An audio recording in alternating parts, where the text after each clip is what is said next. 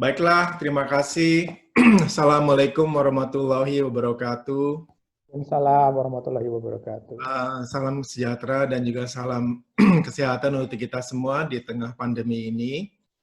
Dan Bapak, Ibu, seluruh hadirin yang selalu dirahmati oleh Allah Subhanahu wa Ta'ala, khususnya keluarga besar Doni Prasetya almarhum, terutama istri almarhum Enda dan beserta anak-anaknya, the two lovely girls, Mila dan Bril ya. Jadi sempat juga datang ke rumah kami di Jakarta Selatan dalam 2 acara kalau nggak salah untuk keselamatan S3 saya dan juga satu selamatan yang lain ya. Tapi sebelum ini marilah kita panjatkan puji syukur kehadirat Allah Subhanahu wa Ta'ala yang juga telah memberikan kita banyak nikmat dan kesehatan terutamanya di tengah pandemi COVID-19 ini, sehingga kita dapat bergabung walaupun secara virtual melalui aplikasi Zoom. Dan salam dan salawat kepada junjungan kita Nabi besar Muhammad SAW. Bapak dan Ibu yang saya hormati, innalillahi wa innalillahi roji'un. Marilah kita sekalian untuk sejenak memanjatkan doa untuk kita kirimkan khusus untuk almarhum Doni Prasetya. Mudah-mudahan Allah Subhanahu wa Ta'ala menerima segala bentuk ibadah yang telah dijalankan oleh Doni selama hidupnya yang amat sangat singkat ini. Dan juga semoga Allah Subhanahu wa Ta'ala juga memaafkan segala kesalahannya dan juga melapangkan kuburnya serta membuat kuburnya menjadi taman surga. Amin amin ya robbal alamin. Dan untuk semua yang ditinggalkan, terutama istrinya yang tercinta, yaitu Enda dengan kedua anaknya, semoga ini dapat dijadikan sebagai renungan bahwa kita semuanya nantinya akan mengalami yang namanya kematian. Dan ini juga sudah disampaikan oleh Allah Subhanahu wa Ta'ala pada ayat pada surah Ali Imran ayat 185. Saya sebenarnya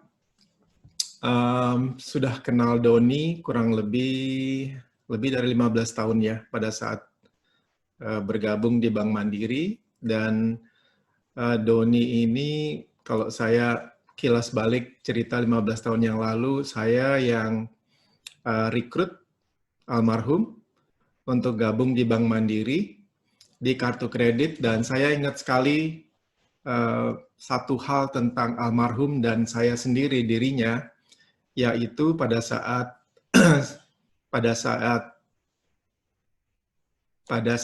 saya menyetujui untuk kita ambil Doni sebagai karyawan Bank Mandiri, yaitu ada kebersamaan.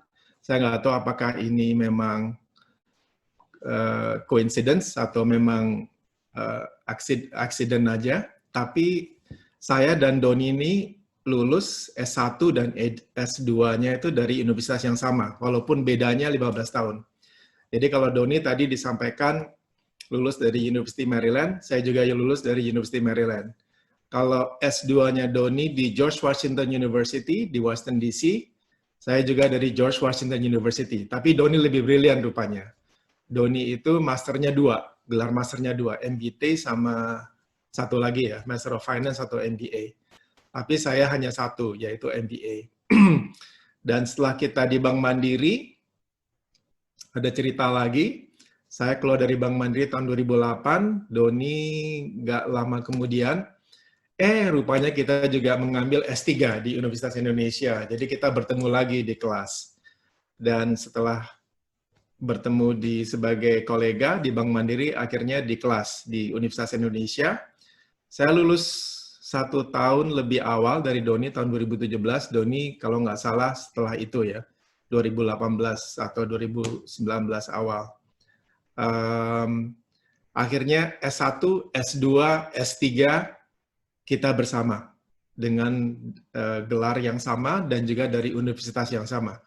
Jadi kalau saya melihat dan menilai ini semuanya, apakah ini coincidence atau ini accident atau sesuatu yang sudah diatur oleh Yang Maha Kuasa. Jadi dengan kebersamaan itu saya merasa Doni ini sebagai sahabat, sebagai adik, sebagai brother, dan juga di akhir-akhir di awal-awal tahun 2010, 2011, 2012 kita juga coba berusaha masuk ke bidang teknologi dan juga perbankan. Kita beradu nasib, mungkin aja ada perusahaan-perusahaan yang ingin mengambil ide-ide kita sehingga kita bisa go IPO atau kita dapat investor dari luar untuk membesarkan satu usaha dan ide-ide yang kita renungkan dan kita planning. Maka itu pada saat saya mendengar bahwa Doni sudah tiada lagi, yaitu saat subuh hari Jumat, kita ini di grup WhatsApp ada 3 orang, yaitu Doni, Ubay, dan saya sendiri. Tapi Doni memang yang sosok yang brilian dalam grup WhatsApp ini, terutama dari bidang teknologi dan perbankannya. Dan pada saat kita mendengar bahwa Doni sudah tiada di subuh pagi hari, rasa shock yang luar biasa, tidak percaya bahwa Doni sudah dipanggil oleh Yang Maha Kuasa terlebih dahulu. Sedih sekali mendengarnya, pilu sekali hati kita dan juga keluarga saya dengan kepergian almarhum Doni. Kami turut berduka cita yang sedalam-dalamnya atas wafatnya Doni Prasetya. Nah, banyak sekali ceritanya sebenarnya saya dan Doni, karena memang sebagai kolega di waktu di Bank Mandiri, kita bersama-sama membangun bisnis kartu kredit, dan saya selalu ingat pada saat saya rapat dengan Doni, yang membedakan Doni dengan kolega-kolega yang lain adalah karena latar belakang Doni memang amat sangat brilian di statistik. Jadi apabila ada ide-ide yang dilontarkan dalam rapat, selalu ada backup tentang fakta dan backup tentang analisanya. Dan itu amat sangat komplit. Jadi, dan saya ingat sekali apabila ada hal-hal yang memang diusulkan oleh seorang Doni, pada saat Doni menjadi bagian dari bisnis kartu kredit Bank Mandiri, rata-rata saya setujuin. Saya nggak pernah menolak. Karena saya tahu bahwa analisanya Doni itu sudah amat sangat dalam, amat sangat menyeluruh, sehingga ide-idenya saya terima saja. Dan saya langsung paraf pada saat di rapat tersebut untuk dilaksanakan. Nah, Bapak dan Ibu bisa membayangkan dalam 1 tahun kita bisa melakukan program lebih dari 2000-an program sepanjang tahun. Jadi orang-orang datang, kita urun rembuk, kita bertemu di ruangan meeting, dan kita selalu langsung putuskan. Dan satu hal yang saya ingat tentang Doni adalah selalu ceria, smiling face, dengan ide-ide briliannya, dengan fakta-fakta yang selalu siap untuk dibeberkan, kenapa harus mengambil langkah A, kenapa harus mengambil langkah B, dan ini yang merupakan keunggulan Doni, dan saya merasa mungkin Doni yang begitu brilian, mungkin Bank Mandiri ini adalah tempat yang tepat untuk dia menimba ilmu di samping ilmu teori dari sisi akademis, ilmu dia harus ditempa juga dengan ilmu pengalaman yang secara nyata bisa dilaluinya. Nah, inilah kesan dan pesan Doni, sehingga saya keluar di tahun 2008, tapi memang fate brought us together again ya. Jadi setelah saya keluar dari Bank Mandiri, pindah ke perusahaan mining, pindah ke Pertamina, balik ke perusahaan keuangan lagi, Trimegah, ketemu lagi Doni di situ. Jadi di 2013 kalau nggak salah saya ketemu Doni lagi, beliau sudah bekerja di IFC, International Finance Corporation. Jadi pada saat itu kaget loh, Don, kamu di sini? Iya Pak Omar katanya. Oh, tentang ini kenapa di sini Don? Ada kan consumer banker, bukan corporate banker. Rupanya walaupun kerja di IFC, anak perusahaannya World Bank, Doni tetap memiliki satu perasaan bahwa dia harus menolong segmen masyarakat yang segmen bawah, yaitu masyarakat yang perlu dibimbing, perlu dididik, dan perlu dimudahkan dari sisi bagaimana pemakaian dari teknologinya. Akhirnya dengan berapi-api, Doni meminta waktu, Pak Omar, saya mau presentasi tentang satu produk, satu ide yang sudah dijalankan di Kenya, dan dia bilang, this is an idea of a century. Saya masih ingat kata-katanya dari Doni. This is an idea for the century. Kalau nggak salah namanya tuh M-Pesa, yaitu satu mobile service yang sudah dijalankan di Kenya, sehingga menjadi kurang lebih, pelayanannya itu menjadi kurang lebih 25% dari GDP-nya negara di Afrika tersebut. Nah, inilah yang setelah kedua kali ketemu Doni, di luar dari Bank Mandiri, Doni masih sama, nggak berubah ya. Tetap seorang Doni yang brilian, tetap seorang Doni yang rendah hati, tetap seorang Doni yang memang amat sangat senang terhadap ilmu-ilmu atau sesuatu yang baru. Nah, saya rasa itulah yang membuat Doni mengambil S3 di Universitas Indonesia. Saya 2010 sudah mulai masuk di program Universitas Indonesia, Doni gabung selanjutnya. Walaupun kita beda angkatan, tapi kita selalu keep in touch. Jadi bagaimanapun juga, Doni juga memberikan saya inspirasi, karena memang kalau di UI itu tidak ada yang lulus, yang ada adalah yang lolos. Jadi walaupun kita sudah promosi, kita sudah wisuda, tapi tetap kita tidak lulus, tapi kita lolos dari lubang jarum. Nah, itulah perjuangan di Universitas Indonesia. Sama juga dengan Doni, saya dapat tulisan-tulisannya dia. Kita kalau di S3 ini menyelam ke dasar tentang teori strategi, sedalam-dalamnya teori, sampai kita kelelep juga. Dan di sini kita bertukar pikiran,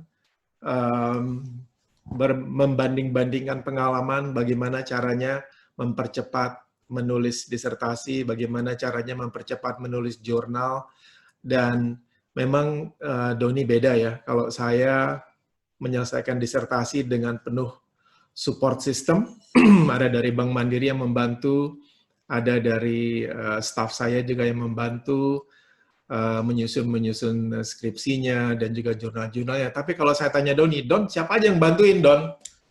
Oh, gue sendiri katanya. Nggak ada, Pak Omar. Saya sendiri. Jadi dimanapun saya ketemu Doni, apakah itu di restoran, kita lagi membahas ide-ide tentang payments, Doni selalu bawa laptop, buka, dan Doni selalu on time. Mungkin earlier than time. Jadi kalau kita rapat, kita tentukan mau ketemu jam 3, pasti jam 2 sore itu sudah di tempat. Mengerjakan dengan cepat, akhirnya jam 3 ketemu, langsung tutup laptop, kita bahas. Dan itulah seorang Doni, selalu siap, selalu ada aja ide dengan angle-angle yang benar-benar berbeda. Tadi sudah disampaikan, benar-benar berbeda dari yang lain. Out of the box, luar biasa seorang Doni. Saya sama Doni dan juga sama kolega kita, Ubay, berusaha, seperti yang saya bilang tadi, membuat satu usaha, satu ide tentang payments. Kita bahas sampai pagi, kita bahas sampai malam, kita rapat sampai malam dengan partner kita yang di India. Tapi akhirnya memang belum cocok. Tapi disitulah saya tahu bahwa Doni ini, kesetiakawanan Doni amat sangat luar biasa. Dan di sini saya amat sangat kehilangan Doni. Saya melihat-lihat WhatsApp-nya dia yang sempat menjawab kiriman doa saya yang saya kirim tanggal 4 Juli. Malam-malam masih dijawab, jam 12 malam. Terima kasih Pak Omar, katanya. Jadi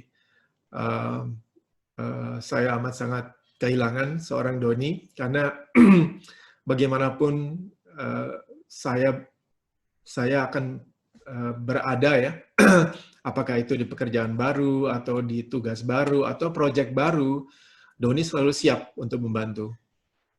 Kita selalu WhatsApp hampir setiap hari on a daily basis, dan Doni apabila di WhatsApp oleh rekannya, saya, Ubay, atau yang lain, pasti menjawab immediately, langsung ada jawaban, langsung ada pandangan, langsung kita bisa berbahas 10 menit, 15 menit dari sisi teori, dari sisi akademisi, dari sisi pengalaman, dan apa yang rencana yang kita akan lakukan. Nah, itulah Doni, seorang yang partner, seorang adik, seorang sahabat, seorang kolega yang amat sangat brilian. Dengan pulangnya Doni dipanggilnya Doni oleh Allah Subhanahu Wa Taala, saya amat kehilangan sebenarnya. Kalau saya ada pikiran untuk berpindah kerja, itu biasanya tuh Doni selalu in my mind. Doni selalu saya bayangkan, oh Doni harus menjadi direktur teknologi, oh Doni harus menjadi direktur change management. Karena dimanapun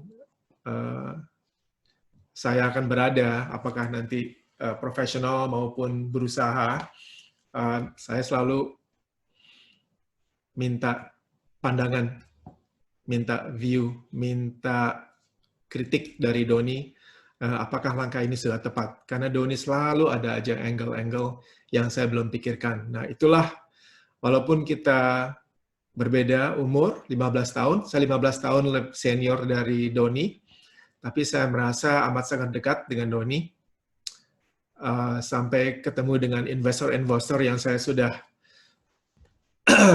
sudah urutkan, sampai investornya pun terkesima dengan Doni yang bisa membuat pembicaraan itu sejajar ya. Walaupun saya tahu Doni ini masih junior, 15-20 tahun juniornya dari sang investor, tapi bisa mengimbangi pembicaraannya dari sisi strategi, top level management, dan juga dari sisi teknis yang amat sangat detail. Nah, saya rasa itu yang dapat saya sampaikan. Apalagi ya, banyak sekali pengalaman yang saya nggak bisa sampaikan satu persatu. Kalau nggak nanti bisa sampai larut malam. Karena pertemuan dengan Doni dari S3 waktu saat di Bank Mandiri, sampai sekarang kita juga sering membahas arah bank-bank BUMN ini akan kemana.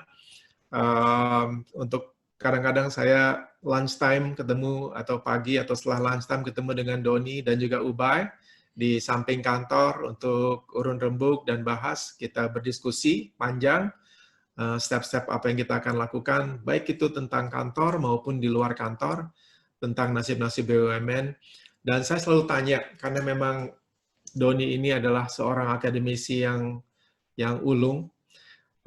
Doni, saya mau nanya ya, ini dari 4 bank pemerintah ini yang BUMN, yaitu BRI, Mandiri, BNI, dan juga BTN. Menurut Doni bagaimana? Apakah ada kesempatan? Dan Doni tidak akan segan-segan menyampaikan, susah ya Pak Omar ya, untuk mereka merubah mindset. Mereka sudah ketinggalan, walaupun mereka bisa menyamai dengan pemain-pemain yang lebih lincah di bidang teknologi, di bidang payments, di bidang perubahan yang amat sangat dahsyat dengan teknologi, terutama di saat pandemi ini. Doni menyampaikan, sepertinya it's too late, Pak Omar, katanya. Cuman walaupun sudah menyampaikan too late, sudah menyampaikan telat, Doni selalu ada solusi. Jadi walaupun kalau saya kilik-kilik lagi lebih dalam lagi, ada solusinya Pak Omar. Jadi selalu ada solusi, dan ini yang saya amat sangat suka dengan Doni, pantang menyerah, resiliensinya amat sangat tinggi, banyak opsi-opsi solusi yang memang bukan hanya akademisi, tapi bisa diwujudkan sebenarnya. Dan solusi-solusinya itu amat sangat real. Dan inilah diskusi yang amat sangat hangat yang kita selalu ada hampir setiap hari sebenarnya. Hampir setiap hari dengan WhatsApp, kita bertukar pikiran malam-malam sebelum saya tidur. Doni juga tetap membalas. Kita beberapa kali bahas tentang inisiatif-inisiatifnya Doni yang ingin dengan, kalau nggak salah, apps-nya itu namanya Salam, yang ingin merangkul segmen bawah dari masyarakat Indonesia untuk masuk di financial inclusion, yaitu artinya untuk memiliki rekening bank, karena memang penetrasi bank di Indonesia ini baru, orang-orang yang memiliki rekening itu baru 50%. Doni memiliki solusinya yang amat sangat mudah, Dan inilah gagasan-gagasan Doni yang bukan hanya dari sisi profit, tapi juga dari sisi non-profit. Sehingga Doni membantu Bill and Melinda Gates Foundation. Sebenarnya Doni bukan hanya membantu saya, tapi juga berkenalan dengan anak saya yang paling besar, Karissa, yang memang passionnya ada di NGO. Dan Doni bisa kenal baik dengan Karissa dan bertukar pikiran, karena di situ ada kebersamaan dari sisi pandangan. Karena memang anak saya passionnya itu adalah di NGO, dan sekarang bergabung di Facebook, dan selalu keep in touch sama seorang almarhum Doni Prasetya. Apalagi ya, banyak sekali cerita yang dapat saya sampaikan. Terakhir kali, kalau mungkin ini waktu sudah 2030, terakhir kali mungkin saat terakhir saya di tahun ini, di bulan Maret awal kalau nggak salah, saya terbang ke Amerika, menemui anak saya yang sekolah di sana yang paling kecil. Saya ingin berkunjung ke Washington DC, tentunya yang saya tanya adalah Doni. Dan saya tanya, Don, hotel mana yang terbaik? Saya mau stay di Washington DC, mau bawa anak saya ngeliat-liat universitas. Dan restoran mana? Karena memang Doni ini adalah favoritnya makan. Jadi restoran, hotel, saya tanya, Doni memberikan nama-namanya.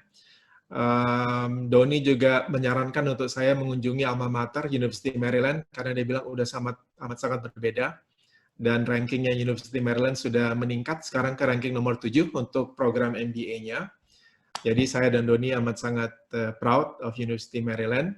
Dan juga Doni menyarankan untuk saya bahwa anak saya untuk mengunjungi George Washington University, yang menurut dia adalah the biggest landlord di ibu kota Amerika, yaitu Washington DC. Dan dia bilang sudah beda sekali dari zamannya Pak Omar. Dan dia bilang jangan lupa mengunjungi beberapa restoran steak. Nah, Doni rupanya tuh favorite-nya itu adalah makan steak.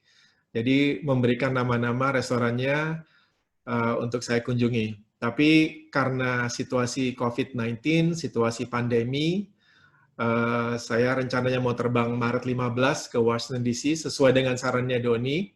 Akhirnya saya batalkan karena COVID dan situasi memburuk di Amerika. Akhirnya saya balik ke tanah air, ke Jakarta. Tidak sempat menjalankan apa yang disarankan oleh Doni. Satu hal lagi, bagaimana Doni amat sangat terlibat di kegiatan anak-anak saya. Pada saat anak saya yang paling kecil, Egan, berumur 6 tahun, di tahun 2008, kita memakai catering yang namanya barbecue ya, kalau nggak salah ya. Specialty-nya pada saat itu Doni membuat sloppy joe. Jadi kita pesan untuk 50 kalau nggak salah di tahun 2008. Anak saya senang sekali karena memang favoritnya itu adalah hamburger, tapi sloppy joe ini rasanya beda. Kami juga senang dan ini rupanya usahanya Doni di bidang restoran. Dan memang Doni kalau di Bank Mandiri itu terutama di teman-temannya di bagian kartu kredit itu terkenal sebagai chef, sebagai koki yang pada saat mau lembur sampai malam itu selalu masak sabu-sabu, masak yang lain-lain, yang quick to cook, sehingga bisa dinikmati oleh teman-teman yang lembur sampai malam pada saat itu. Saya datang ke pernikahan Doni dan Endah di PT IKA kalau nggak salah ya. Senang sekali Doni akhirnya dapat memulai memulai keluarga, dan juga anak-anak yang lucu-lucu. Pernah satu saat datang ke Pejaten, mungkin pada saat itu adalah selamatan S3 di rumah saya. Anaknya itu, Doni pada saat sudah selesai acara, Doni udah balik, besok hari telepon saya, Pak Omar, anak-anak saya merasa bahwa mereka itu di rumah yang sangat besar, padahal rumahnya itu biasa-biasa saja ya. Jadi Mila dan Bril, I just want to let you know that your father is one of a kind. He's really dependable. He's brilliant. and I'm just so sorry that he passed away too soon.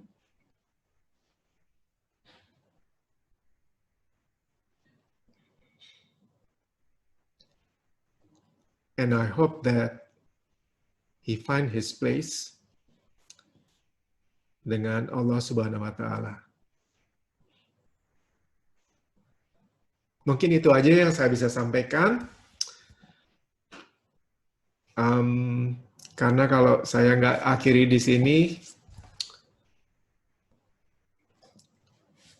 saya bisa menitikkan air mata dan karena teringat almarhum